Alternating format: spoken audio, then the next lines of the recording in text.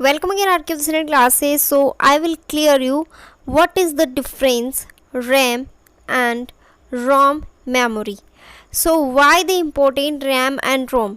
Because यहाँ पे UGC net examinations पे बहुत सारे क्वेश्चंस पुटअप हो रहे हैं इन दोनों से लेकर, एंड रैम का जो कंपैरिजन है वो अदर मेमोरी से किया जा रहा है अभी रिसेंटली।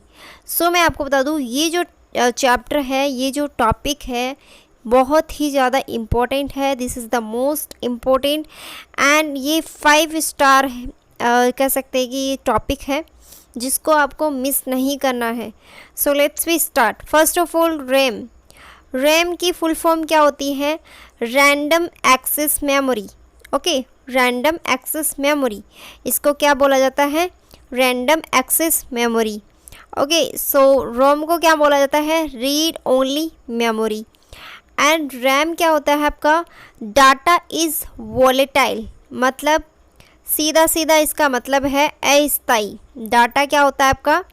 अस्थायी होता है कि अगर data is present till power supply is present, after power supply data is remove, मतलब कि जब तक आपका पावर सप्लाई हो रहा है तब तक आपका डाटा क्या है? प्रेजेंट है, आपको दिखाई दे रहा है। आपके ने जो भी फाइल आप खोल रखे हो और वो रैम की मेमोरी के अंदर वो अगर शो कर रहा है, अगर पावर कट हो जाने के बाद में आप उस लैपटॉप के या कंप्यूटर को फिर से रन करोगे, फिर से उसको चलाओगे, तो वो फाइल या वो डॉक्यूमेंट्स आपको नहीं दिखेगा। सो वो जो डाटा था वो किस में रन कर रहा था? रैम मेमोरी में।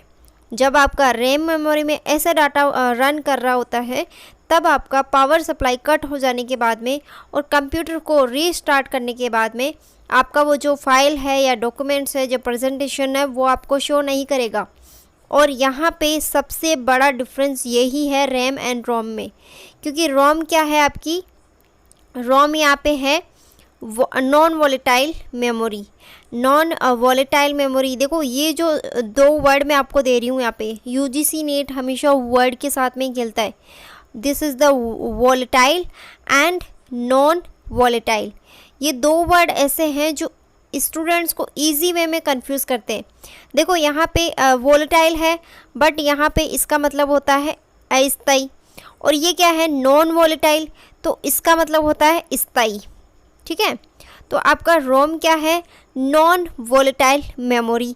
डाटा इज़ परमानेंट, इसमें बोला गया है कि अगर आपका डाटा इसके अंदर remains is even after power supply is not percent, मतलब कि अगर आप यहाँ पे कोई कमांड दे रखे हो अपने लैपटॉप या कंप्यूटर पे और power, suppose that power cut हो जाती है या फिर लाइट चली जाती है, तो यहाँ पे जो आपका रोम के अंदर जो भी आपने फाइल्स ओपन कर रखे हैं उसके अंदर, मतलब कि आपकी इस मेमोरी के अंदर आपकी जो भी फाइल्स होती हैं वो आप कभी भी इसको रीड आउट कर सकते हो। ठीक है, पावर कट हो जाने के बाद में भी आप इसको रीड आउट कर सकते हो, एंड कंप्यूटर बंद होने के बाद में भी आप जब रीस्टार्ट करोगे तब भी आपको ये डाटा प्रेजेंट मिलेगा। सो यहाँ पे इसको बोला गया है परमानेंट, इसको बोला गया है नॉन परमानेंट। ओके, सो मैं आपको एक डिफरेंस और एक्स्ट्रा यहाँ पे बता देती हूँ, बिकॉज़ ये बहुत बार पूछा गया है यूजीसी नेट में कि जो आपका रैम का जो डाटा होता है वो कितनी मेमोरी पे यहाँ पे होता है। तो आपका मोबाइल आपको पता है, मोबाइल आपके पास में होगा ही, नाम तो सुना ही होगा, 32 MB 32 GB। देखो यहाँ पे जो MB पे जो वर्क करता है वो आपका रैम करता है। रैम आपका 1 MB से लेकर 128 MB या MB पे वर्क करता है, मतलब कि मेगाबाइट्स पे। एंड जो आपका रोम होता है वो GB गीगाबाइट्स पे वर्क करता है। ठीक है, इसके अंदर GB पावर होती है। एंड यहाँ पे जो रैम होती है वो स्पीडली, थोड़ा सा स्पीडली हाई वर्क करती है यहाँ पे, बट आपकी जो रोम होती है वो थोड़ा यहाँ पे स्लोवर वर्क करती है। ठीक है, नेक्स्ट है RAM data can be read, eraser and modified, मतलब रैम में जो डाटा होता है उसको आप रीड कर सकते हैं, इरेजर भी कर सकते हैं एंड मॉडिफाइड भी कर सकते हैं। Okay, and next one is ROM data is read only. Okay, देखो ये जो मैं आपको डिफरेंस बता रही हूँ ये बहुत ही ज़्यादा इम्पोर्टेंट है, मिस मत करिएगा इस टॉपिक को। एंड आने वाले अपकमिंग एग्जामिनेशंस में शायद आपसे इससे क्वेश्चंस आ जाए, तो आपके 2 मार्क्स है बहुत इजी वे में मिल जाएंगे। Okay, so next one is RAM is use to store data, CPU need to current instructions processing. First of all आपका डाटा जो जाता है वो प्रोसेसिंग करके फिर हार्डवेयर सेकेंडरी मेमोरी में जाता है। देखो यहाँ पे रीड ओनली मेमोरी क्या होती है आपकी, जो आपकी रीड ओनली मेमोरी है वो होती है प्राइमरी मेमोरी। मैं आपको एक्स्ट्रा डिफरेंस बता रही हूँ यहाँ पे। एक्स्ट्रा मैं इसलिए बता रही हूँ क्योंकि बहुत बार पूछा गया है कि प्राइमरी मेमोरी में किसको रखा जाता है, सेकेंडरी मेमोरी में किसको रखा जाता है। तो ये जो आपका कह सकते हैं कि जो आपका रोम है वो क्या है, primary memory. Okay, and next है आपका रीड ओनली, जो आपका रैम है उसको रखा गया है यहाँ पे सेकेंडरी मेमोरी के अंदर, सेकेंडरी मेमोरी के अंदर रखा गया है आपका। एंड इसके अंदर यहाँ पे देख सकते हो आप, और भी यहाँ पे डिफरेंसेस है। RAM is use to data is CPU, ये तो मैंने बता दिया आई थिंक।